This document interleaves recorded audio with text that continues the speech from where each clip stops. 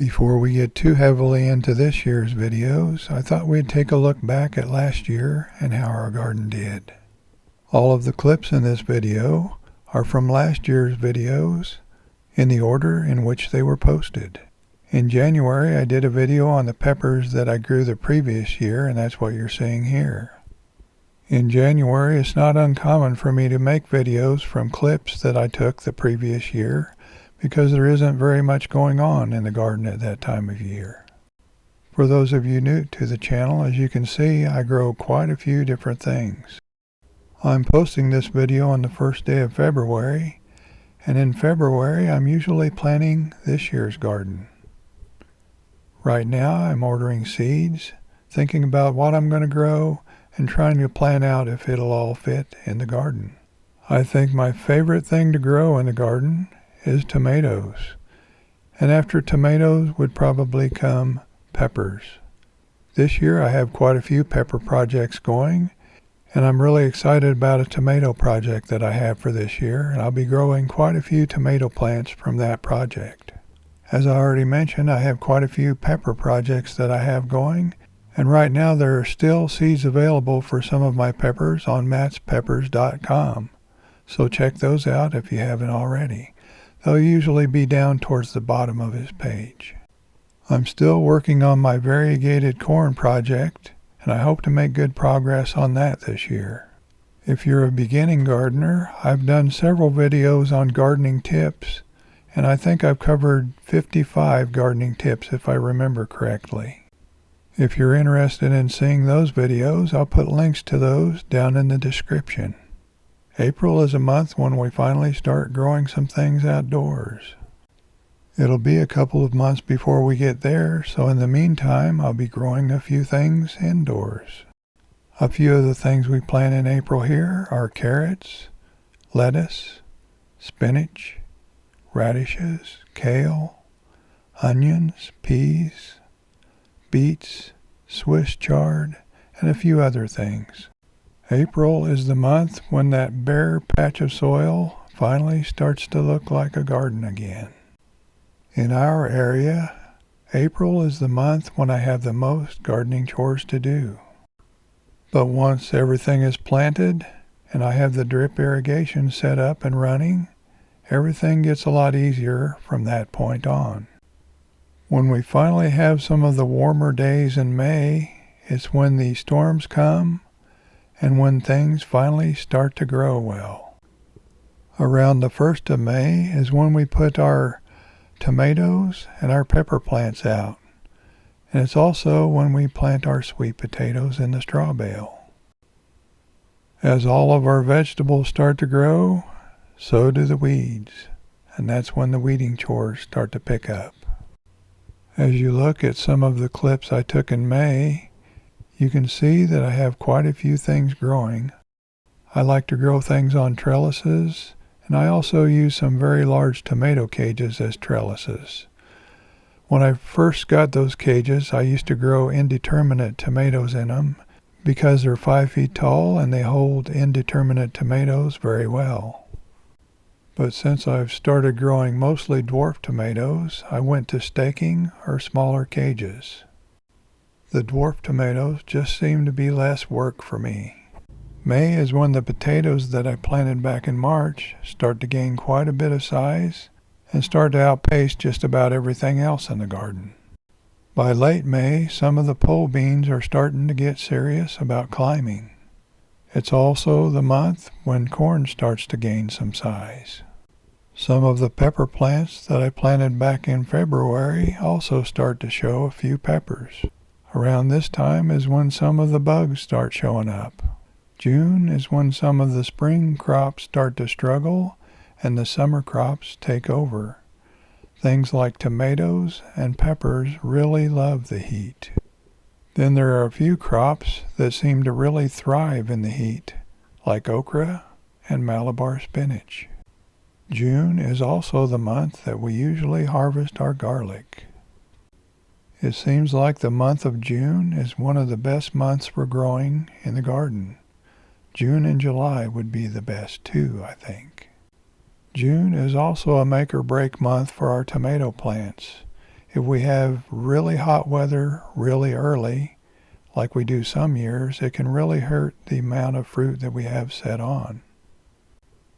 Once temperatures start to get into the mid-90s, tomato pollen can become sticky and unviable. You can help that by shaking your plants a little bit, or you can use an electric toothbrush to vibrate the blooms and help that pollen drop. It's not a foolproof method, but it does help a little bit. Around here we harvest a few things in June, but most of our harvesting happens after June. We feel very fortunate if we get a ripe tomato before the 4th of July, unless it's a micro that we grew in the greenstock planter, of course. But like the rest of the garden, weeds also start to flourish in the month of June, so it's a little bit more work. June is also a month when some of those peppers that we gave an early head start to indoors start to really shine. And the garden as a whole starts to look very much different than it did just a couple of months before. This is the time of year when I find myself just walking around in the garden and looking at things, rather than doing the garden chores that I should be doing. It is important to walk around in your garden every day, I think, just to look the garden over and catch any disease problems or insect problems before they get out of hand. I think June is probably one of the most enjoyable months for me in the garden because it hasn't got unbearably warm yet. Once the temperature gets into the mid-90s or above, I really have a hard time being out in the garden for very long. When it starts getting that hot, I try to get my gardening chores done early in the morning before it gets too hot. You can tell how active the month of June is because the clips that I have for June almost equal the clips that I have for the previous 5 months combined as far as time goes. It can be sometimes hard to find time to make videos about gardening when I'm spending so much time actually gardening. As long as you can find time to watch them, I'm going to try my best to find time to make them. Last year we canned lots of pickles and tomatoes, and we froze some pesto and lots of other things, including salsa. And Mrs. Midwest Gardener made some garlic butter. Those are just a few of the things we did. July is usually when I start to wonder if I planted too much stuff. The hotter it gets, the harder it is to take care of everything. It's important to keep that in mind when you're planting things early in the spring. But I guess I should practice what I preach. July is kind of the month for tomatoes. We harvest a lot of tomatoes in the month of July and in August also. But it's also when disease usually starts to show up in the plants. If a plant has a lot of disease, many times I'll pull it rather than let it spread the disease to other plants. It just depends on how many plants I have and how many are diseased. It's also a month when we have lots and lots of peppers. Many of my peppers are ornamental crosses, so I don't usually eat many of those, but I do harvest seeds. Some of the sweet peppers we freeze. We eat them fresh, of course, put them in salsa, stir fries, and we give away a lot. And speaking of giving away food to others, many food pantries and food banks accept homegrown produce, so if you have one in your area, it wouldn't hurt to share some of your harvest if you have a good one. Canning is another great way to save some of your harvest for later. Last year we canned a whole lot of tomatoes and a whole lot of pickles. And both of those come in really handy in the wintertime when you're waiting for the next year's harvest. Early July is also when I plant a few beans and plant a few cucumbers for later harvest. To be totally honest, once August rolls around, I usually lose some of my passion for gardening. It just gets so hot and the mosquitoes are biting, and it's just harder to stay out there like I need to. And that's usually when the weeds are starting to take over too. Even though every year I kind of dread that time of summer, every year I get through it. It's just a matter of getting up off my butt, getting out there, and getting it done. Gardening is a great way to get exercise, and in the summertime, gardening is kind of like going to the gym. Sometimes you just don't feel like it, but you know you should do it anyway. And 9 times out of 10, once I get out there and do what I'm supposed to do, I feel better about it. One way that helps me get through the summertime when it's really hot is thinking back about the winter time when I had nothing growing outside and not much to do some days. It really does help me appreciate it when I have a bountiful garden and all I have to do is go out and enjoy it. Once September rolls around, you can feel the season changing. Usually that's when I start to hear crickets outside during the daytime, and the nights sometimes are cooler, even though we can have some really hot days in September here. Last year was a really hot September compared to most. But every time I hear those crickets, they're telling me fall is coming. It's also a time when we get to enjoy some of the stuff we planted back in early July. That's when those beans and cucumbers we planted start to produce, and then I'm glad I planted them. It's also when we harvest the sweet potatoes in the straw bale.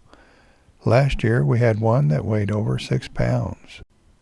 Once October rolls around, it's easy to tell that fall is here. But usually we don't get a freeze until late October or early November. So the garden still has lots of stuff to look at and to harvest. This is when I start to get more serious about garden cleanup. Once a plant looks like it's finished producing, I pull it. Or if it gets too much disease, I pull it. That way I don't have quite as much work to do once we finally get that first freeze. But even as November approaches, there are still things to harvest and still things to take care of in the garden. Sometimes when there's a freeze approaching, there's a frenzy of activity in the garden trying to get everything harvested before the freeze. And that's the way it was last year, trying to get all the peppers picked before the first freeze hit. But it finally did arrive, and you can see what it does in one night. But even into November, after the first freeze, we still have survivors in the garden. We have some cold hardy crops and some perennial crops, like herbs. After the first freeze, there's a whole lot of work to be done then because it kills what plants remain in the garden, so I have to dispose of those. November's a time to reflect on how the past season went, and time to look forward to the next season. I think it's a good time to do a little planning while things are still fresh in your mind. Even in December, we have a few of the more cold hardy crops growing, and it's kind of neat to go out there and see a little green in the garden, even when it's cold at night. I took most of December off last year to finish some writing. I wrote a science fiction book about 9 years ago, and I wanted to finish the sequel. I was able to finish the sequel, and it's now available on Amazon.com, Barnes & Noble, and a few other bookstores. I'll put links to both books down in the description for those of you who are readers, and specifically science fiction fans. I could really use some reviews, good or bad. I want to take this chance to thank everybody for watching. I really do appreciate it, and I especially appreciate those of you who take time to comment. Thanks for watching. We'll see you next time.